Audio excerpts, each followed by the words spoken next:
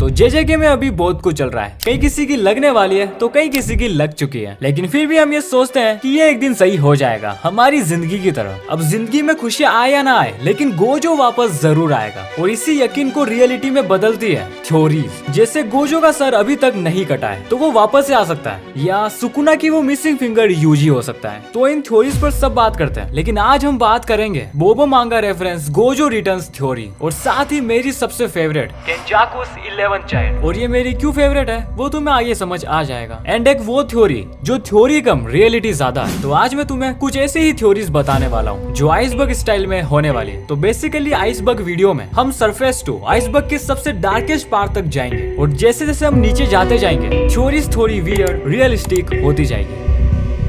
तो मैं पहले ही बता दूं, इस आइसबर्ग में मैंने फालतू की बकचोदी नहीं रखी है। जैसे सुकुना का असली मकसद है चांद पर कब्जा करना और वहां से पूरी धरती को अपने डोमेन में लेना। हाँ, ये आइडिया तो काफी मजेदार है, लेकिन ये थ्योरी बिल्कुल भी सेंस नहीं बनाती। तो अब तुम्हें पता चल ही गया है कि तुम्हें कैसी थ्योरीज मिलने वाली है। तो फर्स्ट थ्योरी है बोबो मांगा रेफरेंस गोजो रिटर्न्स। तो ये थ्योरी इंस्पायर है इस मांगा के कैरेक्टर की डेथ से, क्योंकि दोनों की ही मौत का पैनल लगभग सेम है, जो तुम देख भी पा रहे हो। तो कई लोगों को लगता है गेगे इस मांगा से इंस्पायर है और इसी वजह से गेगे ने गोजो की मौत ऐसी रखी है जहां ये कैरेक्टर अपनी मांगा में वापस से जिंदा हो जाता है, तो गोजो भी वापस से जिंदा हो जाएगा सपनों में, क्योंकि ये बोबो मांगा एक कॉमेडी मांगा है जिससे अगर गेगे इंस्पायर हुआ तो जेजेके में लॉजिक कम बकचोदी ज्यादा दिखेगी। तो अब बात करते हैं वाई सुकुना कैनिबल। हम सबको पता है कि सुकुना पास्ट में लोगों को खाता था, क्योंकि हो सकता है उस टाइम इंसानों का स्वाद अच्छा हो, या फिर हो सकता है कि वो उन्हें खाकर उनकी कर्स टेक्निक और कर्स एनर्जी अपने अंदर स्टोर करता हो और इसी वजह से उसके पास आज इतनी सारी कर्स एनर्जी है और साथ ही कई सारी कर्स टेक्निक्स। हाँ, ये थोड़ी सेंस बनाती है, क्योंकि यूता ने भी चैप्टर 179 में कुछ ऐसा ही किया था, जहाँ वो तकाको का हाथ रिका को खिला देता है। इसके बाद यूता तकाको की सरफेस मैनिपुलेशन कर्स टेक्निक को रयू के सामने यूज करने लग जाता है और ये देखकर रयू कहता है रिका के तकाको के हाथ खाने की वजह से यूता उसकी कर्स टेक्निक यूज कर पा रहा है। तो इसका मतलब क्लियर है, अगर यूता अपने अपोनेंट की कर्स टेक्निक को देखकर कॉपी नहीं कर पा रहा है तो वो अपने अपोनेंट का कोई बॉडी पार्ट रिका को खिलाकर उससे कॉपी कर सकता है, जो देखने और सुनने में काफी घिनौना है, एटलीस्ट मेरे लिए। तो अब बात करते हैं हम सबके दुश्मन की, जिसके नाम से ही हमारे सर पर खून सवार हो जाता है, गेगे अकुतामी की। गेगे लड़का है या लड़की? क्योंकि जब से गेगे के इंटरव्यूज बाहर आए हैं तो हमें एक रोबोटिक आवाज के अलावा कुछ नहीं मिला, जिसका क्लियर मतलब है गेगे अपनी आवाज छुपा रहे हैं। जबकि फेस छुपाना तो समझ आता है, क्योंकि गेगे का हर फैन उनके साथ फोटो ले ऐसा जरूरी नहीं है, कोई उनकी फोटो पर माला भी चढ़ा सकता है और इसी वजह से किसी का फेस हाइड करना समझ आता है, लेकिन आवाज कैसे कोई पहचान सकता है, एटलीस्ट आज के टाइम में, क्योंकि एआई अभी इतना भी एडवांस नहीं हुआ है। तो अब गेगे की आवाज छुपाने के दो रीजन हो सकते हैं, एक तो वो लड़की है या उसकी आवाज फटी है। अब जो भी हो, तुम्हें क्या लगता है गेगे लड़की है या लड़का? कमेंट करके जरूर बताना।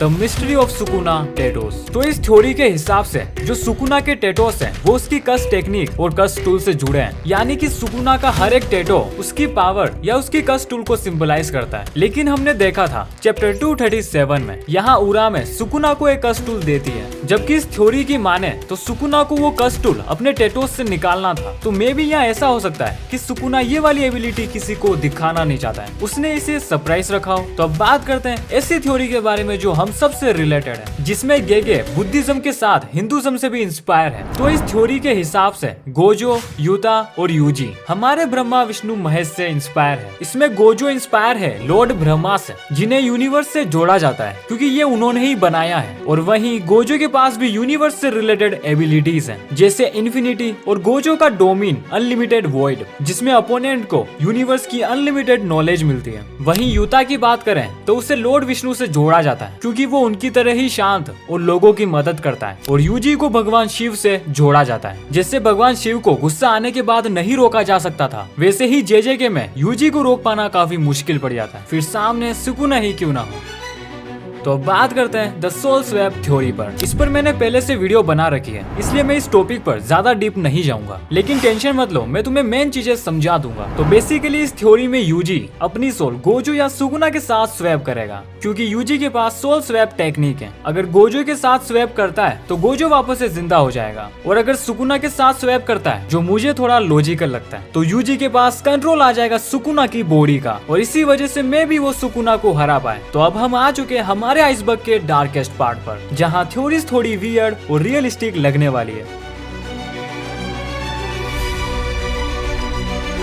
केंजाकू 11th चाइल्ड। ये थ्योरी तुम्हें थोड़ी अजीब लग सकती है कि केंजाकू का 11th चाइल्ड है टोडो। हाँ, वही टोडो जिसे जेनिफर लॉरेंस के पसंद है। अब क्या पसंद है वो तुम्हें पता ही है। तो इस थ्योरी को हवा मिलती है चोसो और यूजी के इंसिडेंट से, जहाँ ये दोनों आपस में लड़ रहे होते हैं। यहाँ यूजी चोसो पर मेमोरी मैनिपुलेशन यूज करता है और चोसो के दिमाग में वो यादें डालता है जो कभी हुई नहीं थी, जहाँ वो सब मिलकर पार्टी कर रहे थे। हम भी पार्टी कर सकते हैं, बस तुम ये 2 चीजें कर दो। और ऐसा ही सीन यूजी चैप्टर 35 में टोडो के साथ करता है। उसके दिमाग में वो भूसा भरकर जो कभी हुआ ही नहीं था। तो इन दोनों इंसिडेंट से हमें यही पता चलता है कि यूजी अपने भाइयों की मेमोरी मैनिपुलेट कर सकता है। और अभी तक यूजी ने मेमोरी मैनिपुलेशन इन दोनों के अलावा किसी और पर इस्तेमाल नहीं किया है, इसीलिए ये चीज थोड़ी कंट्रोवर्शियल है।